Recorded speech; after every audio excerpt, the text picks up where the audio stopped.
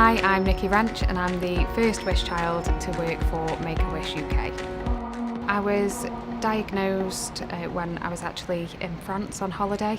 My family and I had gone away in the caravan and we'd been there a couple of days. I wasn't feeling very well and I woke up one morning and I got like little spots on my legs. So Mum and Dad panicked, rolled a glass on them, didn't disappear, bundled me into the car in my swimming costume and we went to the hospital. They did some blood tests and within an hour I'd been diagnosed with leukaemia.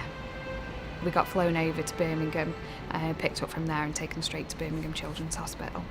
It was 5 blocks of chemotherapy, very intense chemotherapy as opposed to what you would normally get if you've been treated with leukaemia as a child, because I'd obviously been diagnosed with the AML. So yeah, I was an inpatient for about 9 or 10 months overall.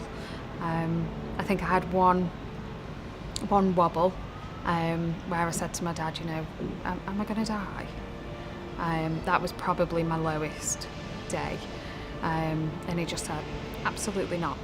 You're going to be absolutely fine. And I completely 100% believed him. I thought, well, Dad said I'm not, so there is no possibility of it happening. And I think that for me played a massive part in how I coped, because in my head there was no other option because my dad said.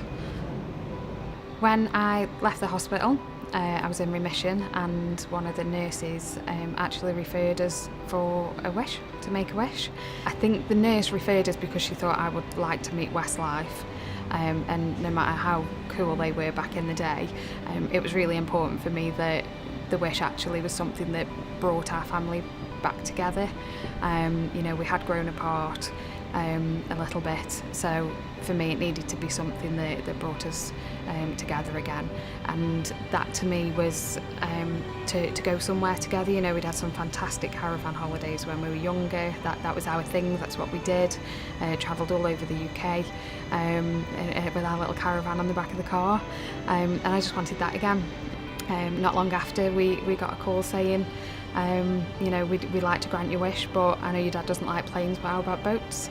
And we would love to send you on a cruise.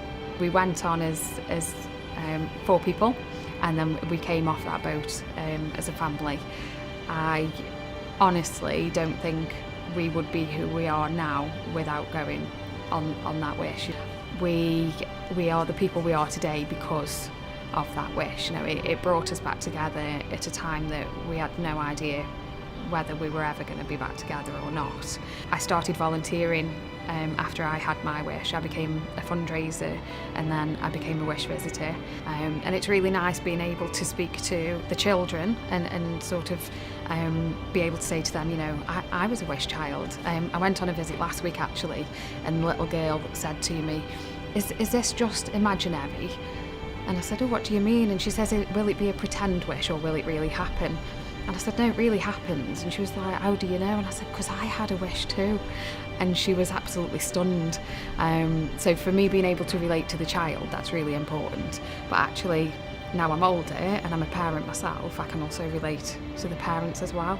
It's just the most magical part of what we do.